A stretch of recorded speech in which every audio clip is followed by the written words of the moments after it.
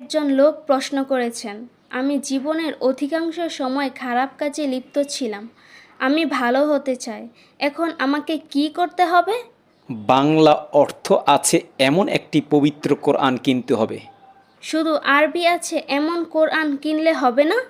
না, শুধু আরবি আছে এমন কোরআন কিনে আনলে হবে না। শুধু আরবি আছে এমন কোরআন কিনলে কেন হবে না?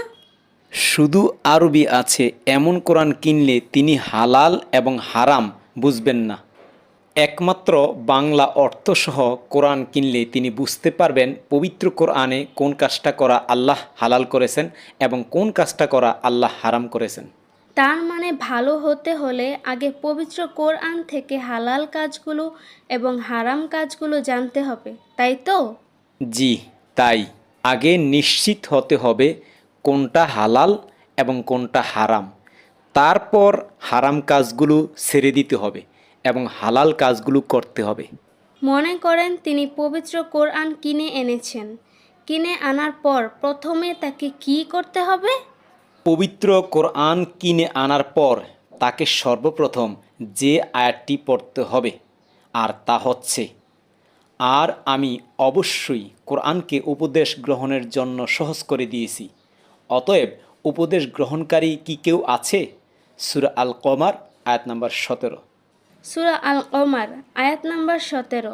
এই আয়াতটি আমাদের সম্মানিত প্রশ্নকারী লোকটির জন্য কেন গুরুত্বপূর্ণ? সম্মানিত প্রশ্নকারী লোকটির জন্য এই আয়াতটি এজন্য গুরুত্বপূর্ণ যে লোকটির মনে দৃঢ় বিশ্বাস হবে যে আল্লাহ নিজেই বলেছেন এই কোরআনকে উপদেশ গ্রহণের জন্য সহজ করেছেন।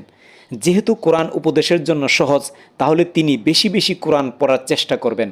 কারণ এই আয়াতটি না পড়লে হুজুররা কোরআন অনেক কঠিন এই কথা বলে তাকে কোরআন পড়া থেকে দূরে রাখবে বা কোরআন পড়া থেকে বিরত রাখবে।